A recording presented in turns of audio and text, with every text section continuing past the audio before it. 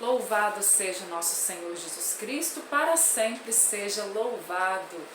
Nós estamos aqui dando continuidade na carta de São Paulo aos Romanos. Nós começamos ontem, né, essa carta aos Romanos. Hoje, então, nós faremos os capítulos 3 e 4 da carta aos Romanos. Rezemos juntos, então, pedindo o Espírito Santo sobre nós. Pelo sinal da Santa Cruz, livrai-nos Deus nosso Senhor dos nossos inimigos, no nome do Pai, do Filho e do Espírito Santo. Amém. Vinde, Espírito Santo, enchei os corações dos vossos fiéis e acendei neles o fogo do vosso amor. Enviai-nos, ó Pai, o vosso Espírito, e tudo será criado, e renovareis a face da terra. Oremos. Ó Deus, que instruíste os corações dos vossos fiéis com a luz do Espírito Santo, fazei que apreciemos retamente todas as coisas, segundo o mesmo Espírito, gozemos sempre de sua consolação por Cristo Senhor nosso. Amém. Então vamos lá, capítulo 3 da carta de São Paulo aos Romanos. Em que então se avantaja o judeu? Ou qual é a utilidade da circuncisão? Muita em todos os aspectos, principalmente porque lhes foram confiados os oráculos de Deus. Mas então, se alguns deles não foram fiéis, acaso a sua infidelidade destruirá a fidelidade de Deus? De modo algum, porque Deus há de ser reconhecido como veraz e todo homem como mentiroso. Então, o que São Paulo começa dizendo aqui nesse capítulo 3 dessa carta aos Romanos, né? Ele vem dizer dessa fidelidade de Deus, né? Ele vem dizer primeiro da realidade dos judeus, como nós vimos ontem, né? Ele terminou aí falando da realidade da lei, entrando aí como que discutindo com os judeus, né? Ele foi falando aqui para os judeus de uma forma especial. E aí, dentro daquilo que ele tinha falado, dos pecados, do afastamento, né, da graça de Deus, da vontade de Deus, ele vem dizer então que aos judeus é que foram confiados os oráculos de Deus, né? Então, em que o judeu se avantaja, né? E se avantajava aqui no contexto da carta. Qual que era a realidade dos judeus? Aos judeus é que foram confiados os oráculos, né? Os profetas, todos ali enviados, como nós vimos no Antigo Testamento, aos judeus, ao povo judeu, houve ali, na Antiga Aliança, a revelação foi dada a eles, né? A este povo de uma forma específica. Então agora, que na plenitude dos tempos vem o Senhor Jesus, né, para salvar toda a criatura humana, não somente os judeus, né, judeus e pagãos, todos agora salvos em Jesus Cristo mediante a fé, é o que a gente vai ver que Paulo vai trabalhar daqui a pouco.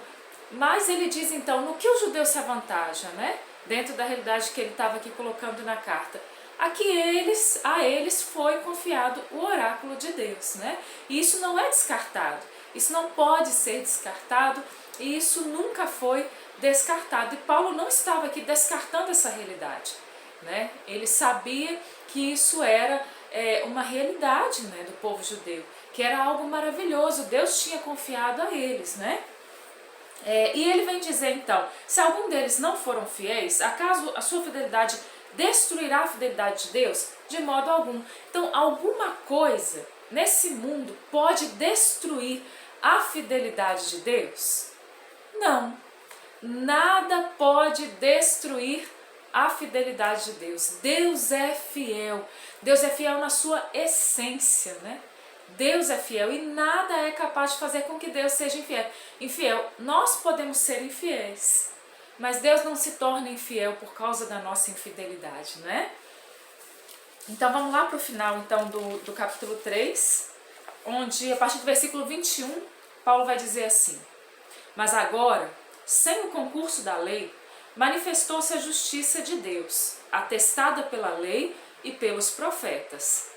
Esta é a justiça de Deus pela fé em Jesus Cristo, para todos os fiéis, pois não há distinção com efeito, todos pecaram e todos estão privados da glória de Deus, e são justificados gratuitamente por sua graça. Tal é a obra da redenção realizada em Jesus Cristo. Deus o destinou para ser, pelo seu sangue, vítima de propiciação mediante a fé. Assim, ele manifesta a sua justiça, porque no tempo de sua paciência, ele havia deixado sem castigo os pecadores anteriores. Então, em Jesus Cristo nós fomos salvos, todo ser humano, né? Todo homem foi salvo, não mediante aquilo que nós pudéssemos fazer, mas mediante a graça. Gratuitamente fomos salvos, gratuitamente nós recebemos a graça da salvação, todos receberam a graça da salvação. E como é que eu vou tomar posse então dessa salvação que foi dada a mim? Como nós vamos tomar posse dessa salvação que foi dada a nós? Como os judeus tomariam posse então da salvação que foi dada a eles? Como então os gentios tomariam posse da salvação? Mediante a fé, mediante a fé, no acreditar, no ato de crer, né? E não pelas obras. Versículo 31 vem dizer assim: destruímos então a lei pela fé? De modo algum. Pelo contrário, damos-lhe toda a força, porque é claro que aí então a lei, tudo aquilo, né, que foi dado ao povo judeu, isso não vai ser destruído, mas isso vai ganhar força, porque agora toma então em Jesus Cristo um novo sentido, ou podemos dizer, ganha em Jesus Cristo um sentido pleno, né? Nós percebemos então que as profecias do Antigo Testamento, que a lei, os profetas, que toda a realidade do Antigo Testamento, ela vai tomar toda a força, vigor e a plenitude, né? Porque Jesus é a plenitude da revelação, né? Ele é. No capítulo 4, nós vamos lá para o versículo 13. Diz assim: com efeito, não foi em virtude da lei que a promessa de herdar o mundo foi feita a Abraão ou a sua posteridade, mas em virtude da justiça da fé. Porque se a herança é reservada aos observadores da lei, a fé já não tem razão de ser e a promessa fica sem valor. Porquanto a lei produz a ira, e não existe lei, onde existe lei não há transgressão. Onde não existe lei não há transgressão. Logo, é pela fé que alguém se torna herdeiro, portanto, gratuitamente, e a promessa é assegurada a toda a posteridade de Abraão, não somente aos que procedem da lei, mas também aos que possuem a fé em Abraão, que é o pai de todos nós. Em verdade, está escrito: eu te constituí pai de muitas nações. Então aqui Paulo agora volta a Abraão. Abraão que é o pai da fé. Abraão que acreditou numa promessa que Deus deu a ele. Deus fez a Abraão uma promessa e disse a Abraão que nele seriam abençoadas todas as gerações. Que em Abraão todas as nações seriam abençoadas, né? E Deus promete uma descendência a Abraão, que diz respeito também a uma descendência espiritual, daqueles que haveriam de crer como Abraão acreditou, né? Então, Paulo vai mostrar aqui essa realidade, que antes que houvesse a lei, em Abraão houve a fé.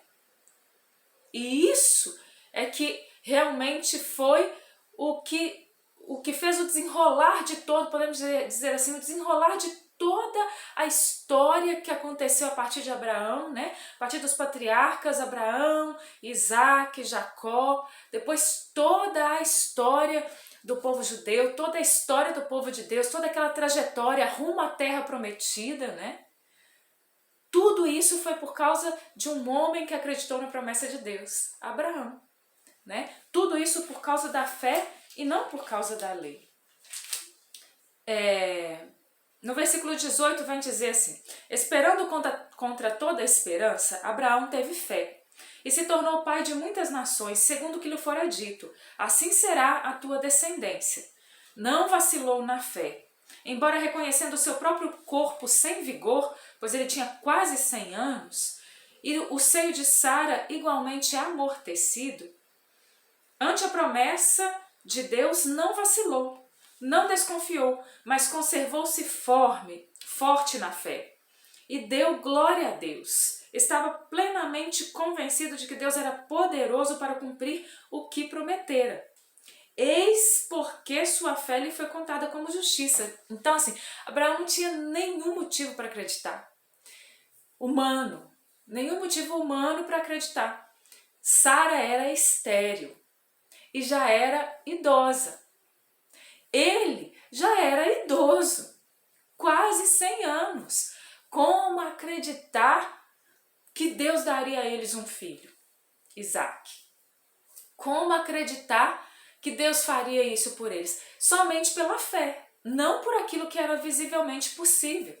Então, nós em Abraão, nós somos chamados a sermos homens e mulheres de fé, que acreditam mesmo sem ver, que acreditam nas promessas de Deus, mesmo quando a gente não vê expectativa nenhuma para aquilo acontecer, não tem possibilidade daquilo acontecer.